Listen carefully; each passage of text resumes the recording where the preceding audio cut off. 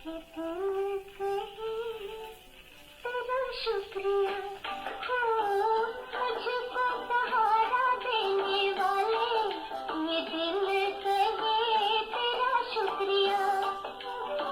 जमानत भी न सका तूने दिया, मुझको सहारा देने वाले ये दिल कहे तेरा शुक्रिया।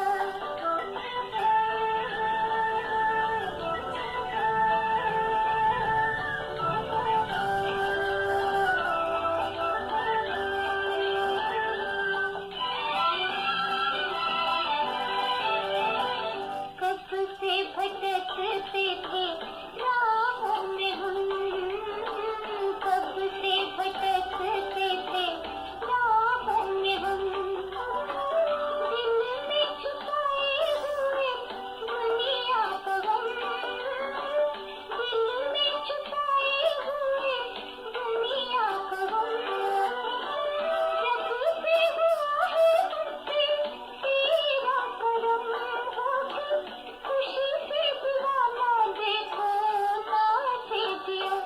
तो मुझको सहारा देने वाले ये दिल कहे तेरा शुक्रिया।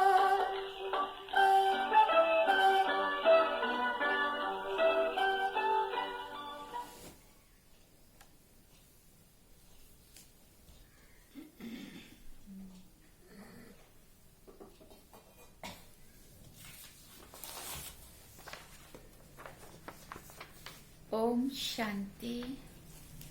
बाबा गुड मॉर्निंग। आज बाबा के 5 नवंबर 2020 के महावाक्य हैं।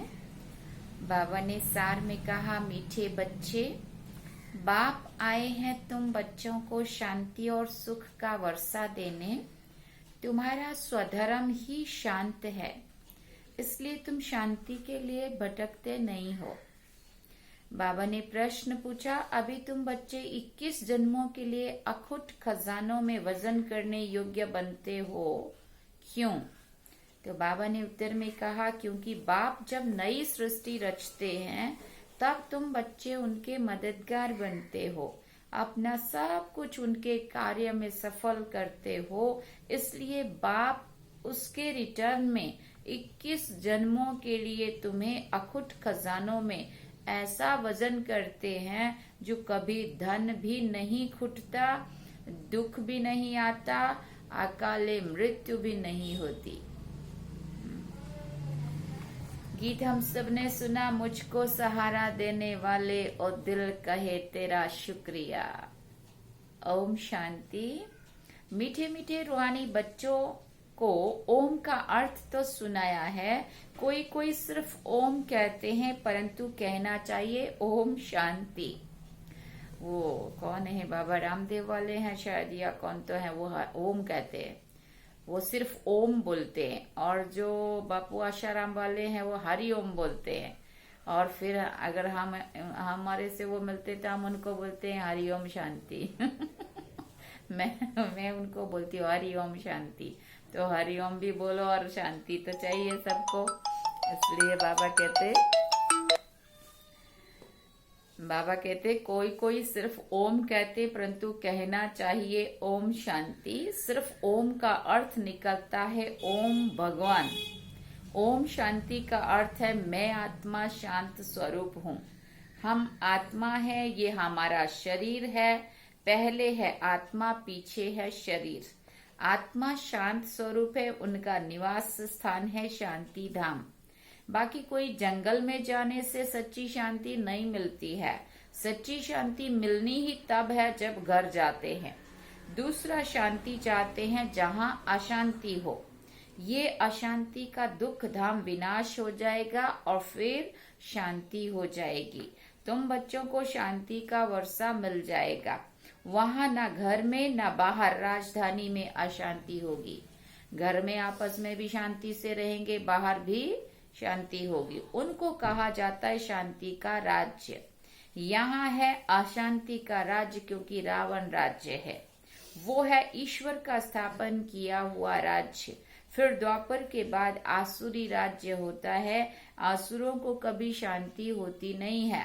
घर में, दुकान में, जहां तहां अशांति ही अशांति होगी।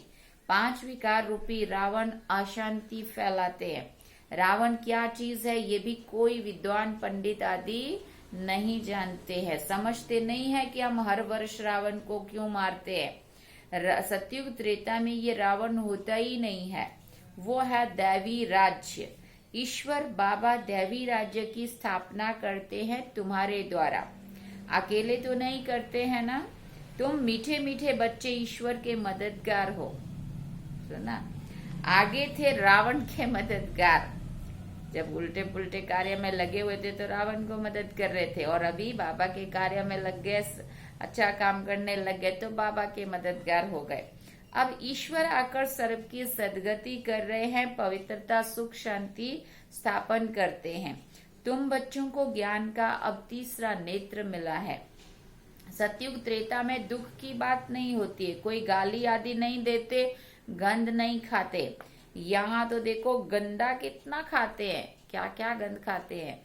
दिखाते हैं श्री कृष्ण को गौएं बहुत प्यारी लगती थी। ऐसे नहीं कि श्री कृष्ण कोई ग्वाला था, गौ पालन करते थे, ऐसा नहीं था। नहीं, वहाँ की गौ और यहाँ की गौ में भी बहुत बहुत फर्क है। वहाँ की गायें सतो प्रधान अति सुंदर होती है। जैसे सुंदर देवता है वैसी सुंदर गायें होती है, देखने से ही दिल खुश हो जाए। वो है ही स्वर्ग, ये है नरक। सभी स्वर्ग को याद करते हैं। स्वर्ग और नरक में रात दिन का फर्क है ना। रात होती है अंधियारी, दिन होता है सोजरा। ब्रह्मा का दिन गोया ब्रह्मा वंशियों का भी दिन होता है। पहले तुम भी घोर अंधियारी रात में थे। इस समय भक्ति का कितना जोर है। महात्मा आदि को सोने में वजन करते रहते, क्योंकि शास्त्रों के बहुत विद्वान हैं। उन्हों का प्रभाव इतना क्यों है ये भी बाबा ने समझाया है। झाड़ में नए नए पत्ते निकलते हैं तो सतो प्रधान होते, जो आत्माएं अभी अभी ऊपर से उतरी होती हैं उनकी वो सतो प्रधान स्टेज होती है, इसलिए उनका बहुत प्रभाव होता है। बाबा ने कहा ऊपर से नई सोल आएगी तो जरूर उसका प्रभाव भी होगा ना। अलग काल के लिए सोने अथवा हीरो में वजन करते हैं, परंतु वो तो सब खलास हो जाने हैं। सुना, मनुष्यों के पास कितने लाखों का मकान हो, समझते हैं हम तो बहुत साहूकार हैं। तुम बच्चे जानते हो ये साहूकारी बाकी थोड़े समय के लिए है, ये सब मिट्टी में मिल जाएंगे। कितनी की दबी रहेगी धूल में, किसी की राजा खाए, किसी की चोर लूटे, किसी की आग जलाए, सफल उसकी होए जो धनी अर्थ लगाए, है ना। इसलिए बाबा कहते बाप स्वर्ग की स्थापना करते, उसमें जो लगाते उन्हों को 21 जन्मों के लिए हीरे और सोने जवाहरों के महल मिलेंगे। यहाँ तो एक मकान, यहाँ तो एक जन्म के लिए मिलता है, वहां तुम्हारा 21 जन्म चलेगा। इन आंखों से जो कुछ देखते हो शरीर सहित सब भस्म हो जाएगा। तुम बच्चों को दिव्य दृष्टि द्वारा साक्षात्कार भी होता है। विनाश होगा, फिर इन लक्ष्मी नारायण का राज्य होगा। तुम जानते हो हम अपना राज्य भाग्य फिर से स्थापन कर रहे हैं। 21 पीढ़ी राज्य किया, फिर रावण का राज्य चला, अब फिर से बाप आए हुए हैं। भक्ति मार्ग में सभी बाप को याद करते, गायन भी है, दुख में सिमरन सब करे, सुख में करे ना कोई। बाप सुख का वर्षा देते, फिर याद करने की दरकार नहीं रहती है। तो माता पिता हम बालक तेरे कहते हैं ना। अब ये तो माँ बाप होंगे अपने बच्चों के, सतयुग में माँ बाप होंगे अपने बच्चों के, उनको सब लोग नहीं गाएंगे तुम माता पिता। हाँ, ये है पारलौकिक माता पिता की बात। अभी तुम ये लक्ष्मी नारायण बनने के लिए पढ़ते हो। स्कूल में बच्चे अच्छे पास होते हैं तो फिर टीचर को इनाम देते हैं। स्कूल का रिजल्ट आया तो टीचर को प्रमोशन कर देते, उनको इनाम देते। अब तुम उनको क्या इनाम देंगे, बाबा को क्या इनाम देंगे? तुम तो उनको अपना बच्चा बना लेते हो जादूगरी से। हाँ बाबा मेरा सब कुछ आपका है। इसलिए दिखाते श्री कृष्ण के मुख में माँ ने देखा माखन का गोला। अब श्री कृष्ण ने तो जन्म लिया सतयुग में, वो तो माखन आदि नहीं खाएंगे। वो तो है ही विश्व का मालिक। तो ये किस समय की बात है? अभी संगम युग की बात है। तुम जानते हो हम ये शरीर छोड़ जाकर बच्चा बनेंगे। विश्व का मालिक बनेंगे। दोनों क्रिश्चियन आपस में लड़ते हैं और मक्खन मिलता है तुम बच्चों को। दोनों क्रिश्चियन आपस में लड़ते हैं, माना रशियन और अमेरिकन। तो बाबा कहते राजाई मिलती है ना, जैसे वो लोग भारत को लड़ाकर मक्खन खुद खा गए। क्रिश्चियन की राजधानी पौने हिस्से में थी, पीछे आहिस्ते आहिस्ते छूटती गई। सारे विश्व पर सिवाय तुम्हारे और कोई भी राज्य कर ना सके। अभी तुम ईश्वरीय संतान बने हो, अभी तुम ब्रह्मांड के मालिक और विश्व के भी मालिक बनते हो। विश्व में ब्रह्मांड नहीं आया, सूक्ष्म वतन में भी राजाई नहीं है। सतयुग, त्रेता, द्वापर, कलयुग, ये चक्र यहाँ स्थूल वतन में होता है। ध्यान में आत्मा कहाँ जाती नहीं है। आत्मा निकल जाए तो शरीर खत्म हो जाए। अब ये सब है साक्षात्कार। रिद्धि सिद्धि द्वारा ऐसे साक्षात्कार भी होते हैं। यहाँ जो बैठे विलायत की पार्लियामेंट आदि भी देख सकते हैं। बाबा के हाथ में फिर है दिव्य दृष्टि की चाबी। तुम यहाँ बैठे लंदन देख सकते हो। औजार आदि कुछ नहीं है जो खरीद करना पड़े। ड्रामा अनुसार उस समय पर साक्षात्कार होता है जो ड्रामा में पहले से नूंढा हुआ है। जैसे दिखाते भगवान ने अर्जुन को साक्षात्कार कराया, ड्रामा अनुसार उनको साक्षात्कार होना था ना, ये भी नूंद थी। तो बाबा ने कहा ये कोई बड़ाई नहीं है, ये सब ड्रामा अनुसार होता है। श्री कृष्ण विश्व का प्रिंस बनता है, गोया मक्खन मिलता है। ये भी कोई नहीं जानते कि विश्व किसको और ब्रह्मांड किसको कहा जाता है। ब्रह्मांड में तो तुम आत्माएं निवास करती हो, वो तो ऊपर की बात है, परम धाम जिसको कहते हैं, ब्रह्मलोक जिसको कहते हैं। सूक्ष्म वतन में आना जाना, साक्षात्कार आदि ये इस समय होता है। 5000 वर्ष में सूक्ष्म वतन का नाम नहीं होता है। अभी संगम युग पे ही सूक्ष्म वतन का पार्ट है, बाकी पूरे चक्र में कहाँ भी सूक्ष्म वतन की बात नहीं है। कहा जाता है ब्रह्मा देवताए नमः, फिर कहते हैं शिव परमात्माए नमः, तो सबसे ऊंचा हो गया ना। उनको कहा जाता है भगवान, वो है देवताएं मनुष्य, परंतु दैवी गुणों वाले हैं। बाकी 4-8 भुजा वाले मनुष्य नहीं होते हैं। कहाँ 10-10 सिर दिखा दिए, कहाँ 4-4, 8-8 भुजाएं दिखा दी। देवियों को 8 भुजाएं, विष्णु को, महालक्ष्मी को 4 भुजाएं, उधर रावण को 10 सिर। बाबा कहते क्या क्या कर दिया।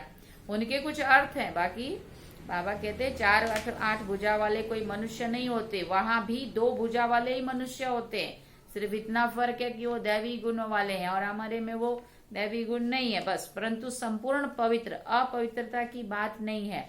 अकाले मृत्यु कभी होती नहीं है।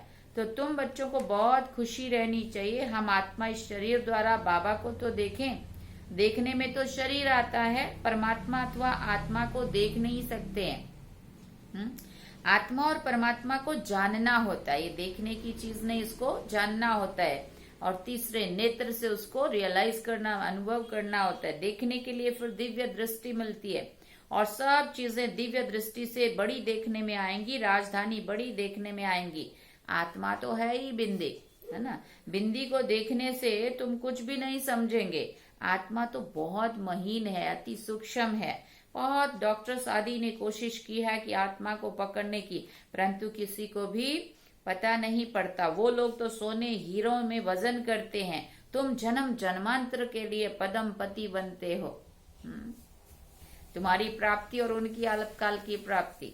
तुम्हारा बाहर का शो जरा भी नहीं है। साधारण रीति से इस रथ में बैठकर पढ़ाते हैं।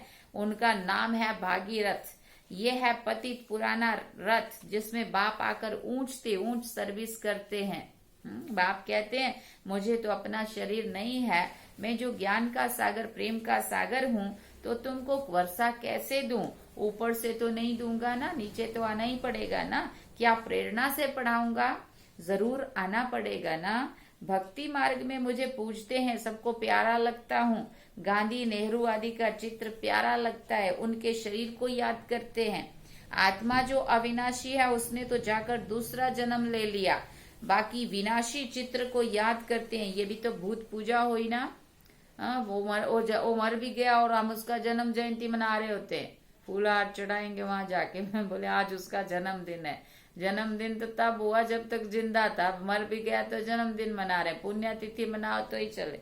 बाबा कहते समाधि पर जाके फूल आदि बैठकर चढ़ाते हैं। ये है यादगार। शिव के कितने मंदिर है, सबसे बड़ा यादगार शिव का कौन सा है? सोमनाथ का मंदिर का गायन है ना। मोहम्मद गजनवी ने आकर लूटा था, तुम्हारे पास इतना धन रहता था।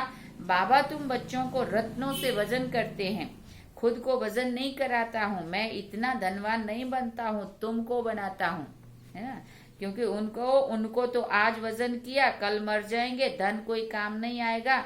तुमको तो बाप अखुट खजाने से ऐसा वजन करते हैं जो 21 जन्मों तक साथ रहेगा। अगर श्रीमत पर चलेंगे तो वहाँ दुख का नाम नहीं, अकाले मृत्यु नहीं होती है। मौत से डरेंगे नहीं। यहाँ कितने डरते हैं, रोते हैं, वहाँ कितनी खुशी होती है। जाकर प्रिंस बनेंगे। जादूगर, सौदागर, रत्नागर, ये शिव परमात्मा को कहा जाता है। तुमको भी साक्षात्कार कराते हैं, ऐसे प्रिंस बनेंगे।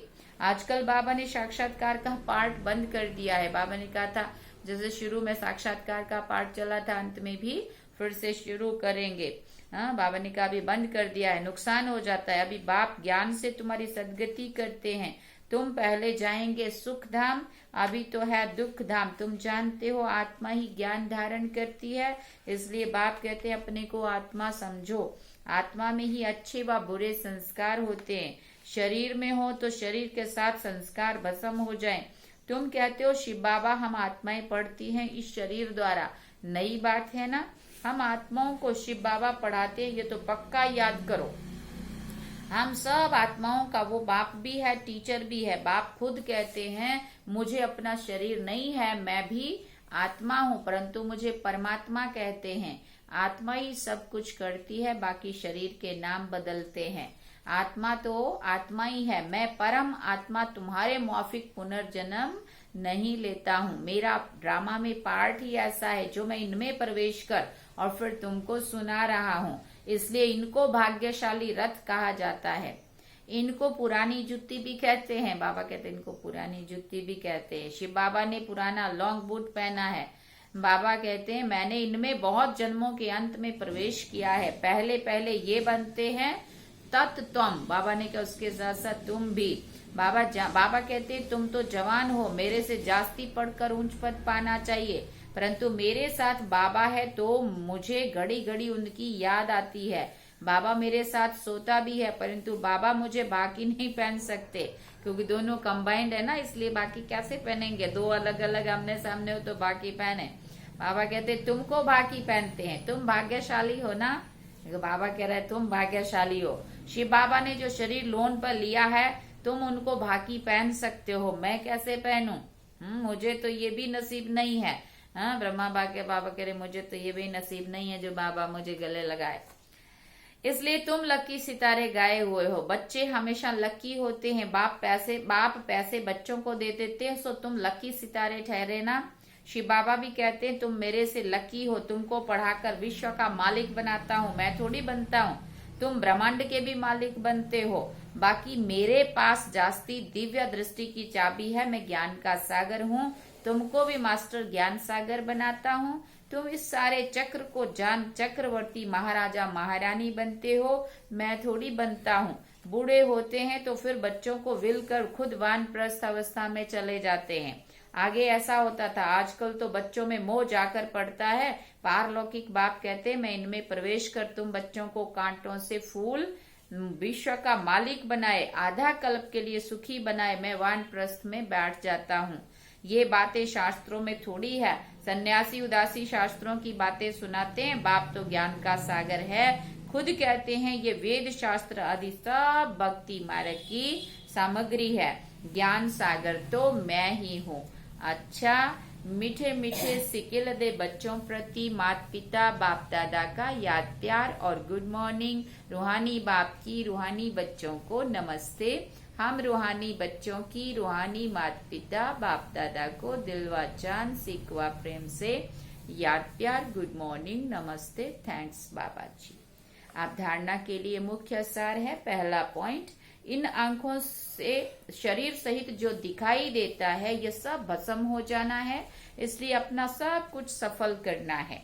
दूसरा पॉइंट, बाप से पूरा वर्षा लेने के लिए पढ़ाई पढ़नी है। सदा अपने लक्ष्य को स्मृति में रख ब्रह्मांड का व विश्व का मालिक बनना है। वरदान में बाबा ने कहा, माया के रॉयल रूप के बंधनों से मुक्त, विश्व जीत, जगत जीत भव। मेरा पुरुषार्थ, मेरी इन्वेंशन, मेरी सर्विस, मेरी टचिंग, मेरे गुण अच्छे हैं, मेरी निर्णय शक्ति बहुत अच्छी है, ये मेरापन ही रॉयल माया का रूप है। माया ऐसा जादू मंत्र कर देती है जो तेरे के भान को भी मेरा बना देती है। इसलिए अब ऐसे अनेक बंधनों से मुक्त बन एक बाप के संबंध में आ जाओ तो माया जीत बन जाएंगी। माया जीत ही प्रकृति जीत, विश्व जीत व जगत जीत बनते हैं। वही एक सेकंड के अशरीरी भाव के डायरेक्शन को सहज और स्वतः कार्य में लगा सकते हैं। स्लोगन में बाबा ने कहा, विश्व परिवर्तक वही है जो किसी के नेगेटिव को पॉजिटिव में बदल दे। विश्व परिवर्तक वही है जो किसी के नेगेटिव को पॉजिटिव में बदल दे। अच्छा, ओम शांति। ये थे बाबा के आज के महावाक्य। अभी हम बाबा को याद करते हैं।